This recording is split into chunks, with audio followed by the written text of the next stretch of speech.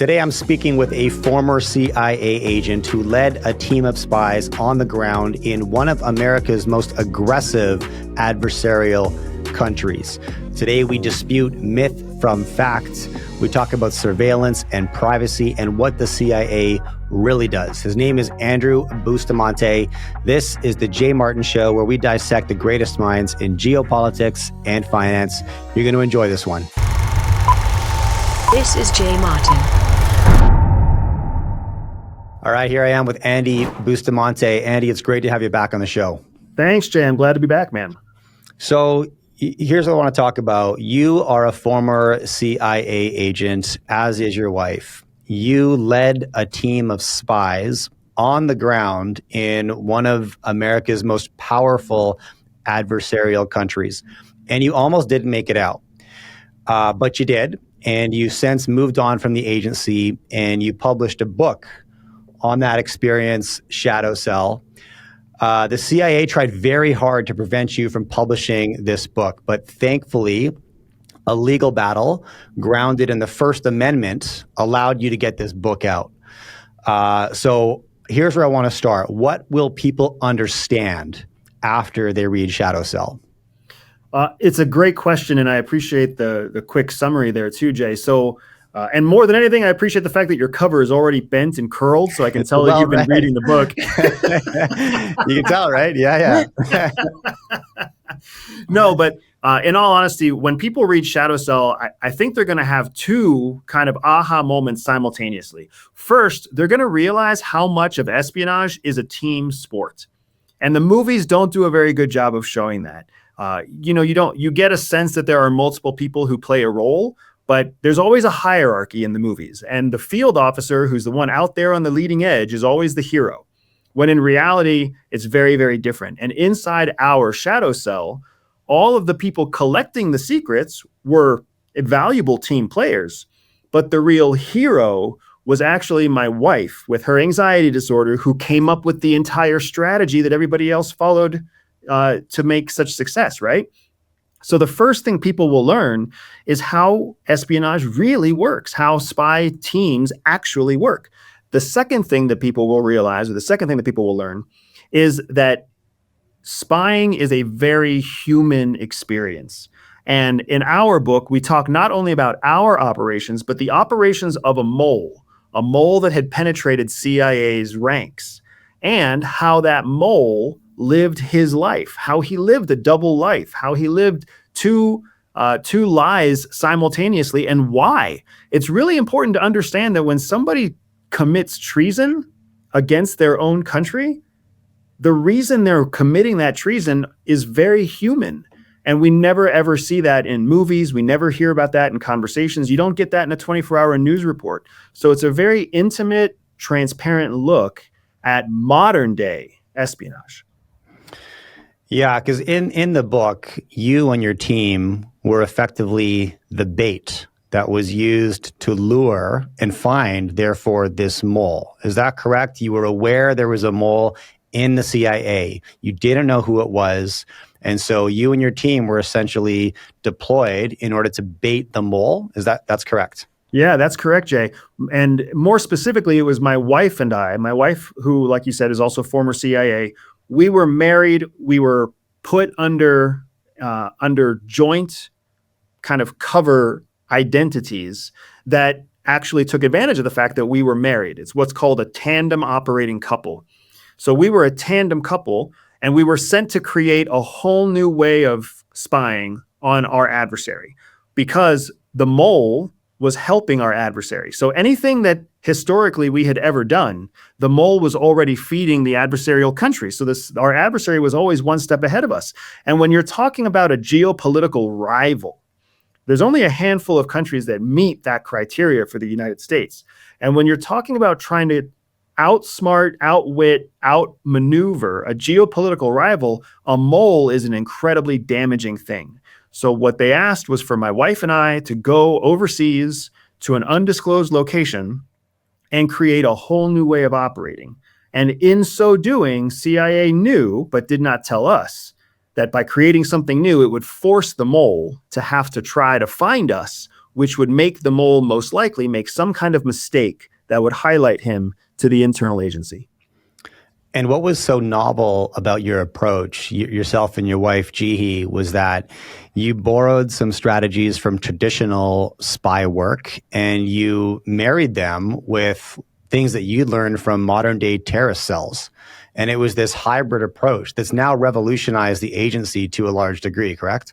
That's absolutely right. People don't realize that the biggest evolution in espionage strategy happened in the United States. It happened in 2014, and it did not happen as a result of our own innovation. It happened because we had been fighting a 20-year war on terror. And my wife, being one of the architects, identified that no other country in the world was fighting that war. So everything that we had learned, hunting down terrorists, tracking their cells, watching the money move, watching the drugs move, seeing how they trafficked people and weapons, how they created a whole separate financial system called a Hawala system that was basically a large informal banking network. So we as Americans, we as the CIA understood how this whole thing worked, but none of our adversaries had spent any time or effort fighting terrorism. So it was a completely blind skill set to them. So we took advantage of that. My wife identified how we could borrow from terrorism and use those skills and tactics within the confines of American law to benefit our own kind.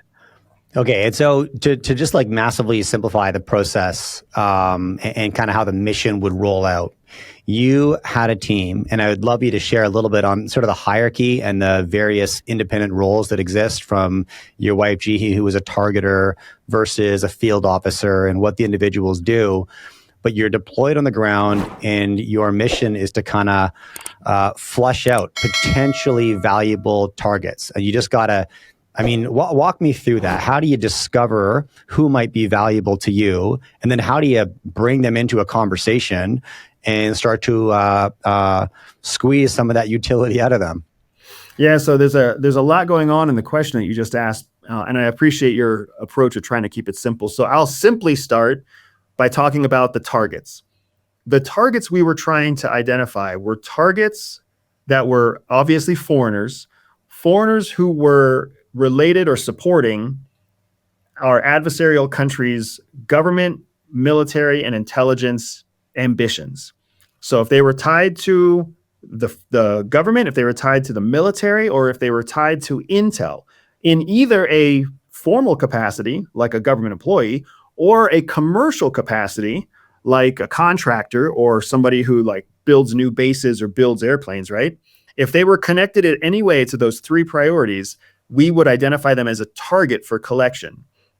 And once you identify your target, then you kind of reverse engineer what skills you need to collect against that target. Because every target requires different skills depending on their language proficiency, where they live, how much they travel, whether or not they use technology, what their technology platform is, if they have families, if they have financial issues. So it takes a lot to identify how best to approach a target. And that's where the different skill sets came in. To answer your question about what you do once you identify the target, it really is old school, what we call sticks and bricks. Once you know who you're going to talk to, then the whole idea is to do what's called a bump, to approach them and quote unquote socially bump into them, where you exchange an introduction and you have a very artificial but seemingly genuine conversation to find commonality and eventually build some kind of friendship. As a CIA operator, you know that it's artificial, you know that it's contrived, and your goal is to deliver that contrived relationship in such a way that the target does not realize it's artificial. The target believes it's a genuine connection. Okay, so one of the most shocking moments in this book for me was when a spy hits the ground, or even when, no, not even that. You talked about an experience of hitting the ground, and you've got your cover story about who your character is that you're playing and how that character is going to interact with reality and their backstory. And it's amazingly detailed down to what you called pocket litter, right? That just the garbage we all have in our pockets that supports the person that I am, right? Just wild. But what really shocked me was how common it seems to be for anybody, the average businessman, the average podcaster, to enter some of these countries, and surveillance will jump on you just in case you're somebody of interest, and how common that is, and how frequently people of interest, not spies, not government people, just people that might be interesting, entrepreneurs, they hit the ground and right away they're tailed by what you called bumbling surveillance, and how frequent this is. And I think in a recent podcast, you even said pretty much any business owner or executive, when they enter so many of our adversarial countries, are tailed the minute they get off the plane. Their hotel rooms might be searched, as you discussed in the book. Walk me through that, because that shocked me, and I'm sure it shocks a lot of people. What exactly am I talking about here? Yeah, so I think you're right that the revelation is shocking to people at first, but with just a little bit of kind of critical thinking, you start to understand why it shouldn't be as much of a surprise as it is. Essentially, we as Americans often forget that we are the wealthiest, most powerful country in the entire world, in the whole world. So when you have an American who controls any amount of wealth, and I would say that the target amount of wealth is about $1 million net worth. If you have $1 million net worth, there are businesses all over the world that make it their business just to track your location so that they can market to you, so they can pitch to you, so they can sell to you, so they can steal your secrets. That's the people, like the people who are having their phones hacked and their computers hacked, and the people who are finding that when they travel overseas, they pick up this bumbling surveillance, or what is, I call them bumbling surveillance. They are really just unsophisticated, untrained surveillance teams. The low cost tails for somebody exactly. Yeah. Okay. They're freelancers. They're freelancers that know that if they see your Rolex and they see that you have custom alligator boots, they can follow you for a couple of hours. And if they hear you talking about a new deal, or if they see you open your computer and log into local Wi-Fi, they can sell that information to their own local government or local criminal organizations. And that's part of the economy of the rest of the world. It's mind-boggling to most Westerners to think that you could make a living, or that you would want to make a living, following around what look like rich people. But it's a very healthy living for most countries in the world, especially those countries that also dislike American government, because your wealthiest people are oftentimes tied to government, whether they're contracting to the government or they're engaged in lobbyist activities or something like that. So it's very, very common, and it's kind of unsettling. But everything we do in the United States to show off our position and our status, our clothing brands, the way that we mold our facial hair, the fact that we are wearing designer watches and carrying designer clutches and wearing designer shoes and taking business class and staying in first-rate hotels. Once you do that, you're amplifying your potential utility to a foreign target. Let me ask you, because when you say most countries in the world do this, immediately one of my points of surprise, I think, was based on the fact that there would be enough resources to do that. Like, how many business people travel to Beijing every day? You know what I mean? Now, let's use Beijing, because it's probably one of the more common in terms of which countries would do this. The biggest adversaries would probably be the most likely. So Japan, far less likely, maybe. I'd love to know your thoughts, but China, probably highly likely.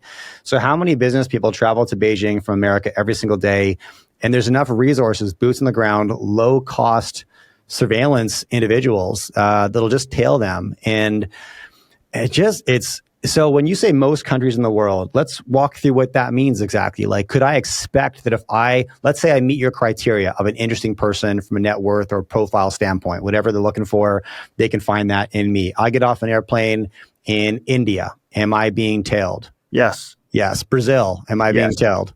Brazil. Indonesia. Am I being tailed? What? Keep going. Russia. Russia. Ukraine. I mean, Russia, China, I feel like, China, no doubt. It seems like a giveaway. Guess, here's a place South that's Africa. shocking. South Africa, yes. France, yes. France is one of the most hostile countries out there against the United States. What about Japan?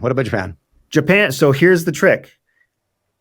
If the local economy pays you enough as a local that you don't need freelance work, that's when you don't have to worry about having that kind of surveillance. Right. So what ends up happening is, in a place like Japan, the government is so focused on making sure it keeps the people's salaries high.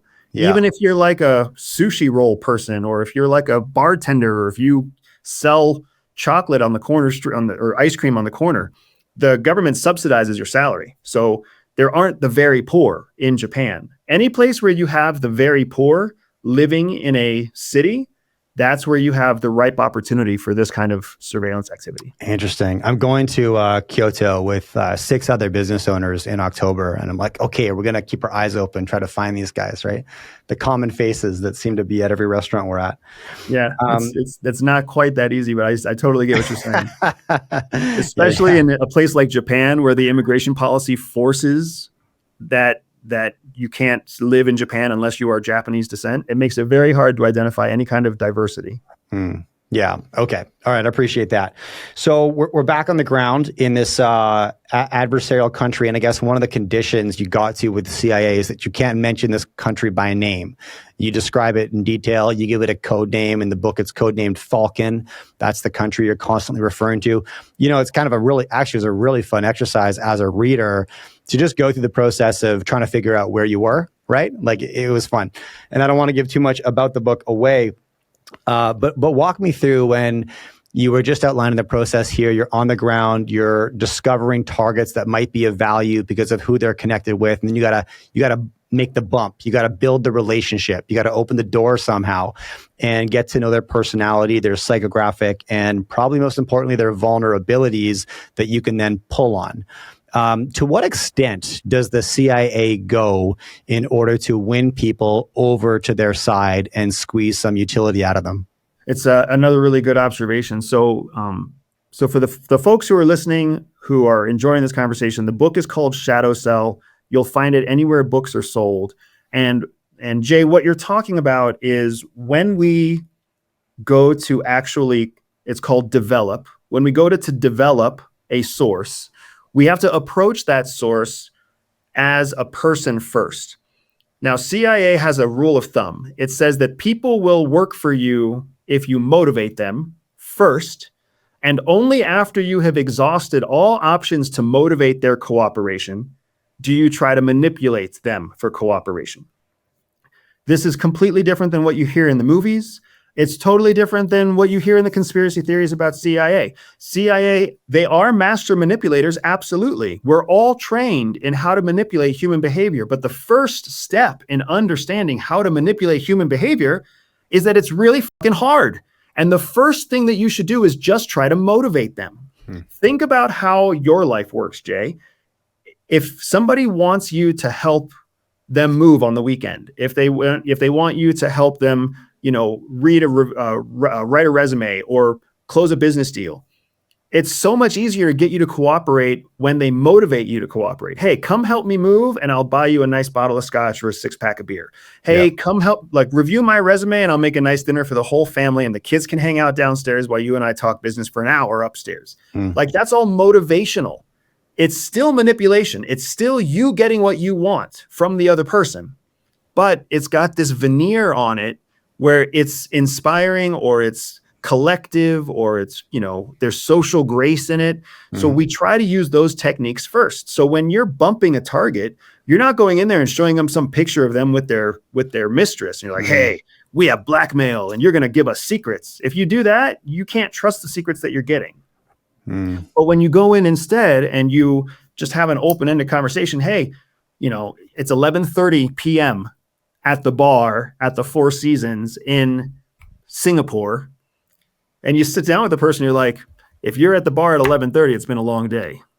And boom, they're like, yeah, it has been a long day. And then you're like, I totally get the feeling. I'm the same way. I'm here for business. Are you here for business? And all of a sudden you have a conversation going because the person feels validated in the moment that you understand their challenges. They feel motivated to have the next conversation with you.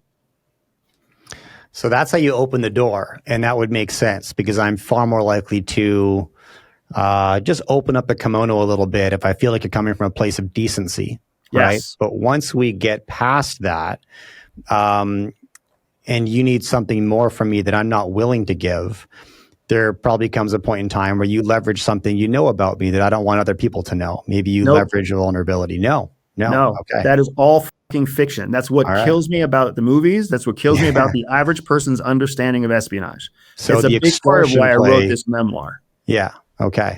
So Okay. what you do, you carry motivation as far as you possibly can. So it's funny because what you said is eventually you'll get to a place where I don't want to share. What makes you think there's ever Mm, a place where you wouldn't want to share?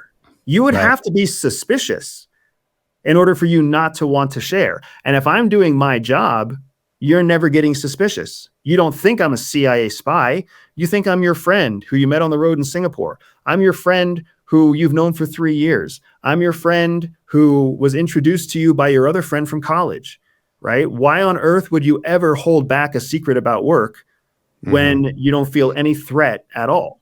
And that's what happens. We all go through this throughout our entire life. Here's what's fascinating, Jay. The average person has experienced at least 5 major violations of their trust by the time they're 30 years old. The average person has had 5 examples where their trust has been utterly violated. Go ahead, just think through your head. Do you think 5 sounds about right for you? Do you think you added more? Maybe you're on the low end of the spectrum. I could Where would you say probably you land? estimate 5 is relatively accurate. Yeah. That's a major violation of your trust. A girlfriend or boyfriend who had an affair or cheated on you. That's a business partner who stole money. That's, some neighbor or something that called the police because you were having a party, something where your trust was like, holy shit, I thought I could trust that person and I can't. Human beings are far more likely to trust first as long as you don't give them a reason to distrust you. Because as a species, we understand that our survival is largely tied to tribal behavior. And you can't become part of a tribe unless you are trusted in that tribe. And subconsciously, you know that in order to be trusted, you must first trust. So it's shocking because most of us are actually very trusting first. And it's not until after our trust has been violated 12, 15, 30 times that we ever learn to be distrustful first. I really appreciate that. And so your mission, say I'm the target, say, I'm the guy you're bumping, right? And building a relationship with. Your end goal is that we die best friends, right? We Yes. just continue on this path of deepening trust and cooperation. And as far as I'm aware, we're just authentically connected as peers because we have so much in common. I enjoy spending time with you, chatting with you about my wins and my losses. And that's where this goes. And if we get off that track, it's because something went wrong, right? In the process. Like that wasn't the goal. We want to keep going down it makes a lot of sense when you kind of talk it out like that. But you're right. The intuitive Hollywood bias would be that I have something on this person, so I'm going to turn them, right? And let me just ask you, because with current events today, I know some folks in my comments are going to ask this, but what about the Diddy files? But what about the Epstein files? Is that what we think it is, where there's some people who are doing some naughty things and now somebody has footage of that and they will be leveraged? What's your take on that sort of current event obsession right now that we're witnessing with those 2 individuals and a few more? So what we're seeing is a great example of conspiracy at mass levels. Because if it was just Diddy or if it was just Epstein and there wasn't so much social media content also being created about the what if, imagine what that world would look like. If the New York Times or the Washington Post or CNN or BBC did a normal news story talking about Diddy getting off with light charges and talking about Epstein, who was we suspect may have died in prison, but the files aren't being released. If it was just a news story, it would have died at the same speed that thousands of news stories die every day. But instead, we have content creators, we have YouTubers and Instagrammers and Twitter heads, and we have all these people who are constantly keeping this thing alive. What we're seeing right there is something that we call a conspiracy cycle. Conspiracy cycles happen all the time. Sometimes they can be manufactured. Most of the time, they are completely and totally organic. And when they are organic, they're very convenient for a government to let run because all that's happening in a conspiracy cycle is everybody's putting their energy into the conspiracy and nobody's actually focused on solving the problem. This is why the JFK thing has gone on for so long. It's also why, for anybody who caught this, there was an excellent article about a month and a half ago about the Martin Luther King files also being released as part of the JFK investigation. And the Martin Luther King family did not want those confidential files to be released, but they were, because what those files talked about was how FBI and other government intelligence agencies were surveilling, monitoring, and suspecting Martin Luther King and his closest associates of extremist activity, right? So there was a misunderstanding of what Martin Luther King's intentions were at the time that turned into a government investigation. So why am I saying all this? I'm saying this because when you talk about conspiracies, you have to ask yourself, is there an easier explanation for this conspiracy? Is there an easier explanation out there for what happened to Jeffrey Epstein other than he was a super secret CIA or Mossad agent planted onto a billionaire's lifestyle to collect secrets from around the world, to collect blackmail from the world's most powerful figures? That's a pretty fucking Hollywood story. Are you telling me you can't think of any simpler explanation? You don't think that he was just a rich guy with rich friends that were doing illegal things, and he came under suspicion by FBI for hiding money in offshore bank accounts? That is so much more reasonable than what people are saying about him. And the same thing for Diddy. You think it's so much easier to just accept he's a rich guy in the production space of music, which we all know is full of sex, alcohol, and, poor decisions. Do we really think that, like, oh no, he was definitely there plotting and planning to blackmail the world's elite?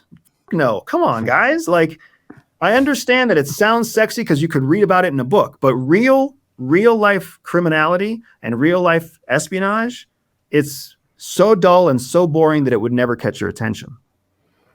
Yeah, that's so interesting. It's, and nobody wants to hear that, right? We want to believe the hyperbole. And I mean, I tend to agree with you, and in the sense that there's usually, two extremes of a story that are told, and the truth lies somewhere in the middle, in the boring middle, right? A bit of column A, a bit of column B, chop off the pointy edges, and there you go. And why wouldn't we have a couple guys here who have some weird fetishes, right? More money than they know what to do with. They do some weird stuff. Maybe they film it, right? Maybe they've had some friends over that are questionable. But you mix that with, as you said, sort of the new sort of content industry and all the creators that are looking for clickbait headlines, thumbnails and all of that stuff. But then that runs into peak distrust in government institutions right now, and just basic populism or divisions among society. People are looking for an enemy right now. They're looking to point the finger. They feel like their life isn't going the way they want it to, and they're looking to get angry at somebody. And getting angry at rich people is really easy, right? Mm-hmm. Especially when you can vilify them like this, and then find a bit of evidence, and then a bunch of supporting media that will add to that conviction. And it's a whole soup, right? You understand why it's such a strong narrative, and one that's going to be very hard to bury. That's interesting. Yeah. So there's an anatomy that we learn, a system that explains how a conspiracy happens, right? We call it the anatomy of a conspiracy at CIA. The first step, there's only 4 steps in the entire cycle, which is why I'm going to tell you, Jay. The first step is something factual has to happen. So for any conspiracy theory, it has to start from a fact. So Diddy really did get accused of beating women and prostitution across state boundaries, and he really did go to court for it, right? He really did get tried. Jeffrey Epstein really did have pictures with famous people and run $1 billion hedge fund. Like, these are real things. So it starts from something real. Well, then the next step is there has to be a gap in the information available to the public. Without the gap, then what you have is a complete story instead of the foundation for a conspiracy. The third thing you need to have is speculation. Speculation, not skepticism. Skepticism is healthy. Skepticism is normal. Skepticism is rational. But speculation is irrational. Speculation is nothing more than just people making guesses, not even educated guesses, just guesses. And then the fourth step is that speculation has to close a gap where the knowledge was missing. So we speculate about why we're missing the knowledge, and then there you have a complete cycle. So now the facts still remain, the gap still remains, and the speculation just gets ramped up. And then everybody has their loop closed. And human brains love a closed loop. It's the reason that we all, to a certain extent, we get satisfied when we solve a math problem. It's why we all love finishing movies. It's why we all love finishing books. We like a closed loop. It's very fulfilling. Yeah. It ends like the mental fixation on the project or the process itself. So people love these conspiracies. We're just prone to them naturally. So it's a very easy habit to fall into. Yeah, and I like how you you juxtaposed skepticism and speculation in that way. Skepticism is reflecting on a situation and questioning what happened, questioning whether the things you were told actually occurred. Speculation is guessing what might also have occurred, and you can take that to a pretty crazy extent. Correct. Okay, I want to use a couple other examples then. We all carry iPhones in our pocket. Those iPhones have dozens of apps that have asked for permission to use our microphone and our camera. And I could speculate that therefore my personal privacy is a thing of the past. Anything I say in the presence of my phone or my laptop or my smart TV or probably some other stuff could be accessed, could be recorded, could be listened to. Maybe privacy as we like to believe in it is just a romantic historical idea that no longer exists. Is that speculation or is that true? And then the next step, say that therefore that means I am being listened to. I am being tracked. This information is being leveraged against me and I need to be careful. Those two things don't both have to be true, but what's your take on that concept and speculative idea? Absolutely. The privacy argument is a great example of this speculation versus skepticism, right? So let's approach it as a skeptic would approach it first. So here's the claim. The claim is you have a right to privacy. That's a very common claim. I would say most of us probably agree with that claim. I have a right to privacy, right? If it's not a government given right, it's at least a human right, right? So I have a right to privacy. The skeptic looks at that and says, do I really? Like, where does it say I have a right to privacy? Now, this is really wild, and we're going to get a lot of pissed off people, but you for being pissed off, you can read the Constitution yourself. There is no statement guaranteeing your right to privacy. The term right to privacy does not exist in the Constitution. The term right to privacy does not exist in the Bill of Rights. The term right to privacy exists in no amendment ever written ever by any federal documentation. Americans have no reasonable justification to believe they have any right to privacy because it doesn't exist in any documentation defining the rights of an American citizen. What has happened is that since the beginning of America, there have been court cases where the judges of the court inferred from certain amendments that there is a reasonable right to expect privacy. So what does that mean? It means it's totally up to interpretation, and it means that it's inferred by the court that you're in. There is really only 12 instances where any kind of government documentation talks about you having a right to privacy. And those 12 instances are 12 different state constitutions within the 50 states of the United States, meaning there are still 38 states that do not, in their state constitution, give you any right to privacy, and only 12 states specifically use that term. So while every American believes they have a right to privacy, in fact, there is no such thing as a right to privacy unless you live in one of the 12 states where the state constitution gives it to you. That is a skeptic. A speculator would then go the step to say, well, if I don't have a right to privacy, then they must be listening to my phone. They must be tracking my messages. I must need end-to-end encryption because the government is absolutely listening to me. That's all speculation. There's no logical reason to expect that you, as one of 330 million Americans, would rise to the occasion for the government to spend any money actually listening to your phone calls. If you're a drug dealer, you go up that list of importance. If you're a pedophile, you go up that list of importance. And guess what? You have no fucking right to privacy. So if we think that you're touching kids or selling drugs, we're going to listen to your phone call. And you have no legal recourse. That's just the way that the government was built because we're supposed to be keeping the rest of the population safe. Okay. Can I throw one more at you? Another Please. example like this? All right. So let's talk about, call it like state capitalism. I want to know, like, where's the boring reality? Where does the skeptic belief lie? Where does the speculative belief lie? I could say that I think if the CIA or similar organizations were being quite savvy, they would probably have a front for some investment banks, and they would be some of the key investors in some of the world's biggest tech platforms, because these are the best spyware that exist because we voluntarily subscribe. Facebook, Google, X, TikTok, you name it. And I know there's organizations like, it's called In-Q-Tel, which is like it's kind of like an investment bank owned by the CIA to a degree. Correct. And the concept of the black budget, which I want to understand more, but that's sort of like well, I'll let you explain that because I'm curious about that black abyss of money.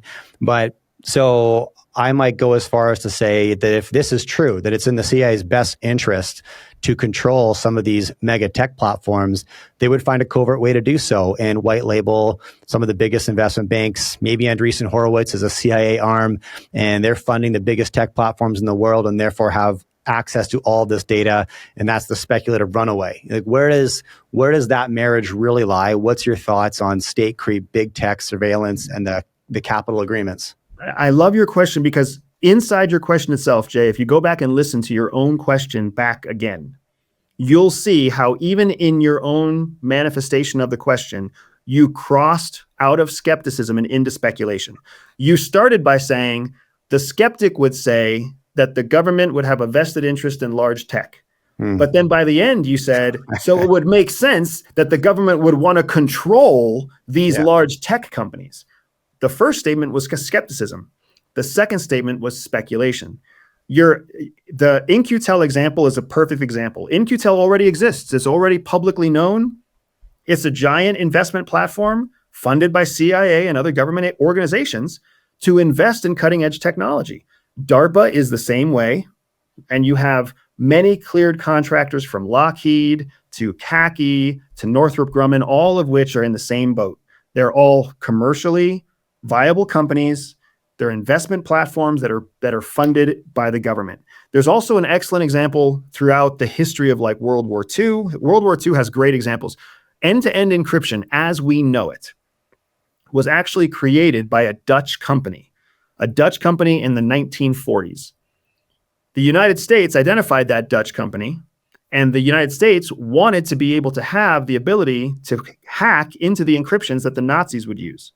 So we bought a majority stake in that Dutch company back in like 1944, something ridiculous.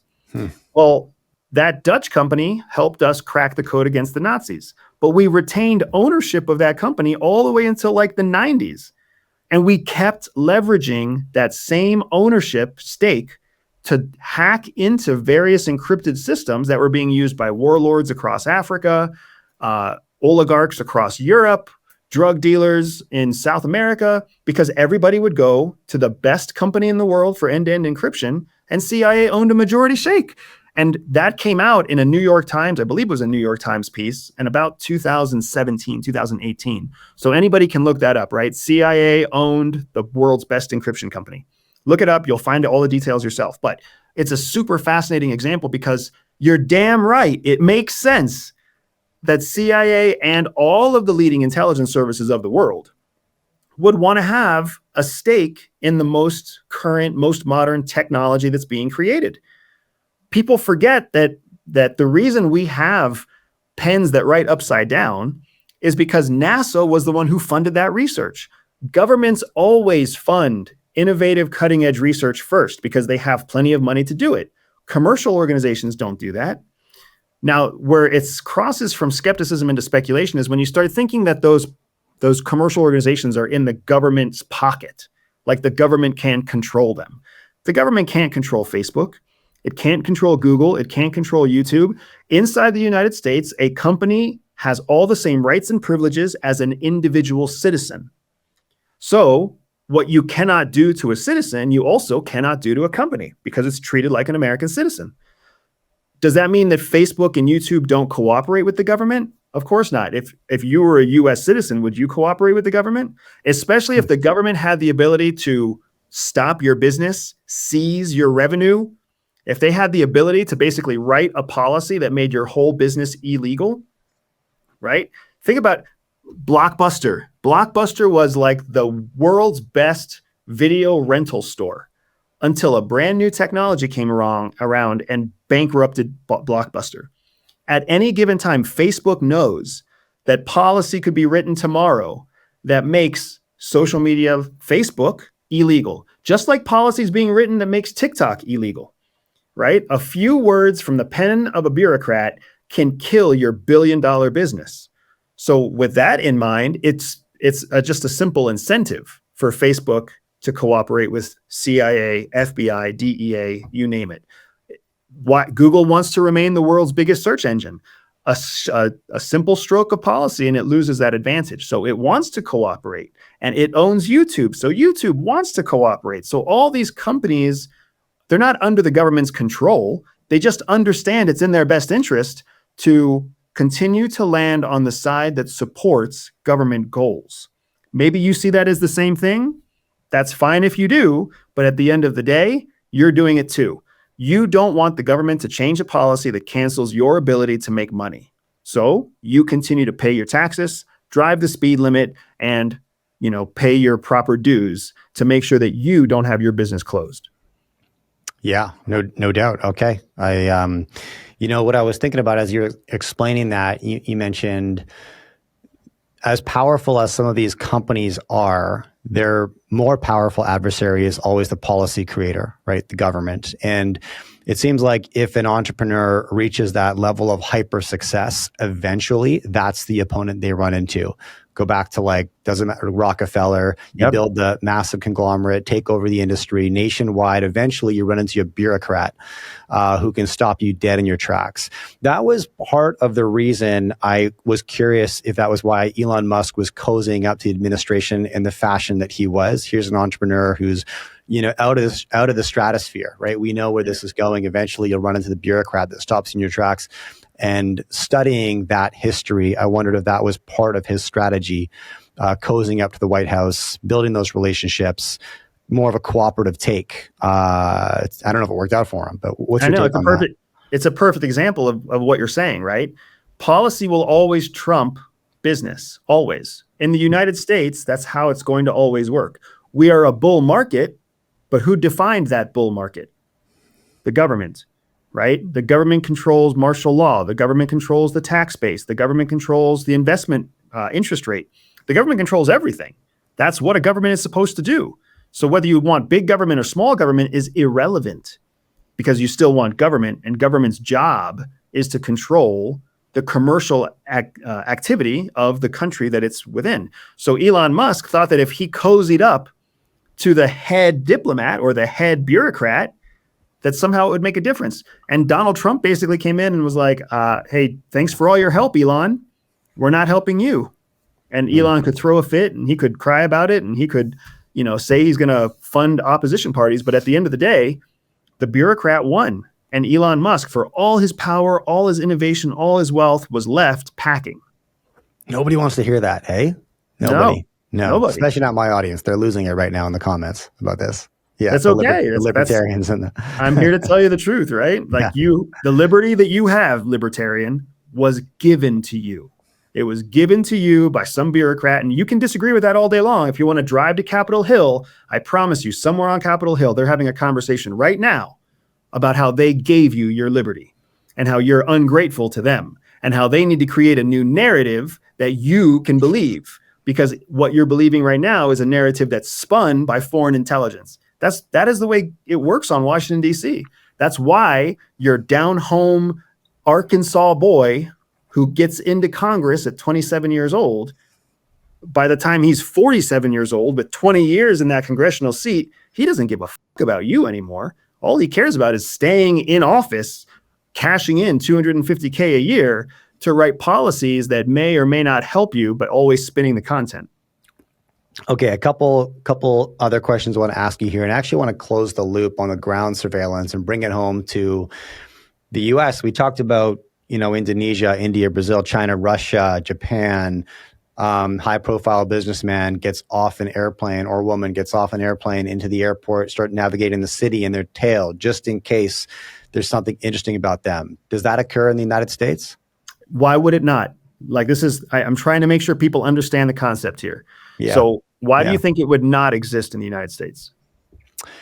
Cost of labor would be my first question. Yeah. Exactly right. Because what you have to consider is in the United States, everybody who has a job is trying to maximize their income in their job. And you have a very small economy that's the gig economy. And you have almost no freelancers in the United States, right? Being a freelancer is basically like saying you're unemployed. And for all the freelancers out there who disagree, you're obviously a very busy freelancer. So you know 5 freelancers off the top of your head who are not as busy as you.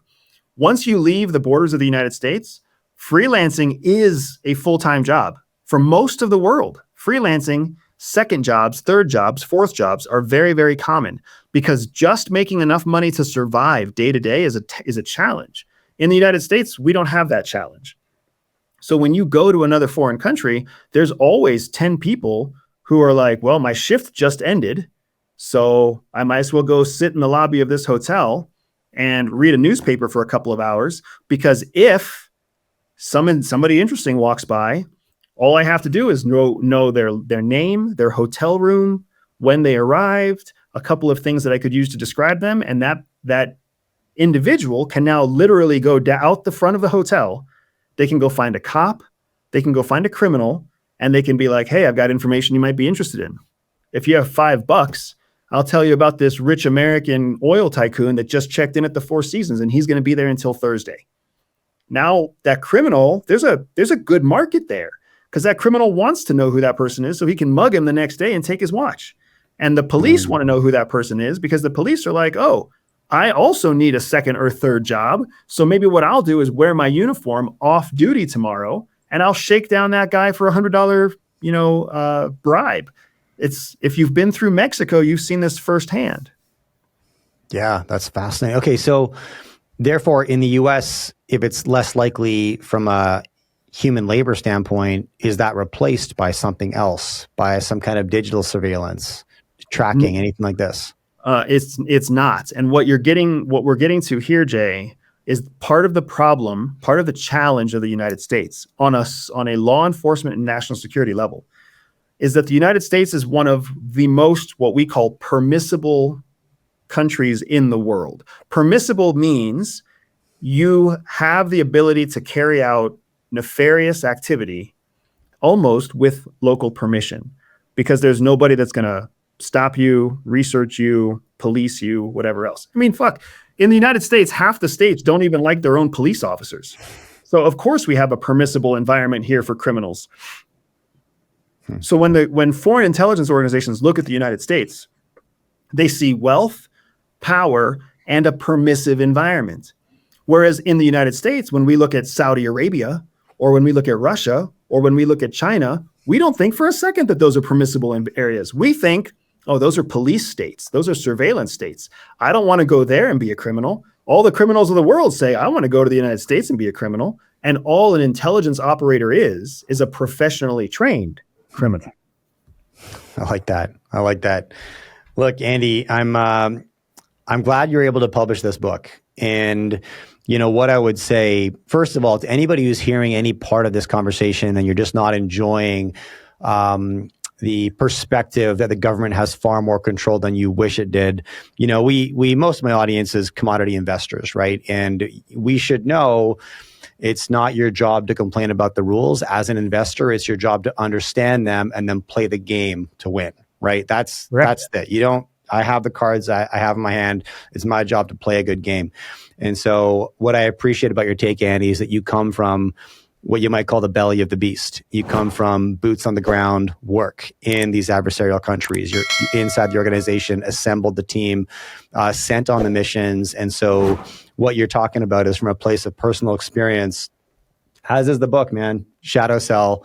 I'm just going to shout it out one more time because it'll open your eyes, and it's written really well. Like, it puts you in the shoes of you when your heart rate's going up and you think you're in a bit of a compromised state on the streets of Falcon, right? And it brings you right into the room, into the stress and into the risk and the severe risk, right? You know, it's one thing that I think maybe we tend to sensationalize that might be true is the consequences of, you know, American intelligence officers working in these adversarial countries. What can actually happen to these individuals if they are picked up, right? And that can actually be incredibly dire, violent, and consequential. And that's not just hyperbole. Would you agree with that? Absolutely. It's funny. My wife, who's the co-author of the book, her job at CIA was to be the person who could disappear other people. So it was called a capture or kill targeter. So she could decide whether a target is captured or killed. And regardless of whether they're captured or killed, they're going to disappear from everyday life.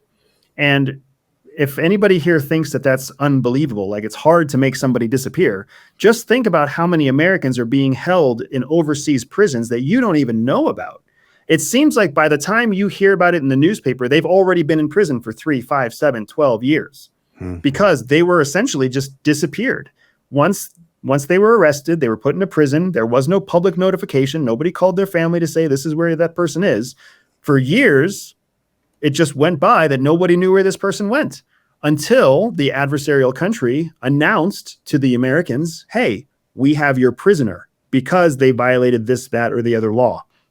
So it's shockingly simple to disappear a person.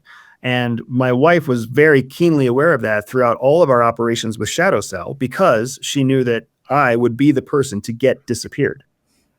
And if somebody gets disappeared, as you mentioned in the book, I believe like any intelligence officer is subject to plausible deniability from the government, meaning it's highly likely the government might just say, we don't know what you're talking about. We don't know who that person is. Have fun with them. They committed a crime, their fault. Too bad. Yep, right. That's and exactly they can wash right. their hands of the situation. That's in their rights to do so. That's super wild. Okay, I do have one last question for you. And you may or may not have a take on this, but just given everything we just discussed and how easy it is to disappear people, especially in these kind of surveillance states like China, like Russia, what's your take on Jack Ma when he disappeared for 3 to 4 months and then just suddenly reappeared without any sort of explanation? Now, he obviously disappeared after saying some critical things about the government in China. Suddenly he was gone. And then he just came back and it's like business as usual. Like everyone's like, okay, we're just not going to ask questions. Like what happened there? What's your take, Andy? Yeah, it's a great question, right? Jack Ma is the founder of Alibaba, right? We're talking about the same Jack Ma? Correct. Yes. So Alibaba, like all super successful countries in China, is not a commercial company exclusively. It's partially owned by the government. It's called a state-owned enterprise, an SOE. So the government controls everything about a large corporation. So whether you're talking about Huawei or whether you're talking about the biggest EV manufacturer, or whether you're talking about any business in China, if it's big enough, it's state controlled. And Alibaba is one of those. So where did he go? I don't want to get into the conspiracy world, right? Because remember, fact, he disappeared. Then there was an information gap. So now we got to make sure that we're skeptical and not speculative, because if we're speculative, we're feeding a conspiracy.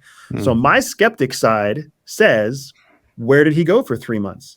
He is super wealthy, so he could have just taken 3 months off. He could have gone to some sort of weird hippie retreat. He could have gone to an education camp.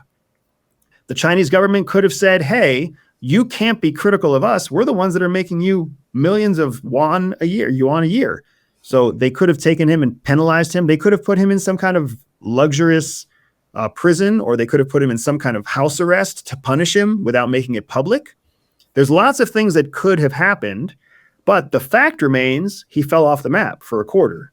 And why? Like, you don't fall off the map when you're the CEO of, a $700 million organization. So what exactly is happening here? We don't know for sure.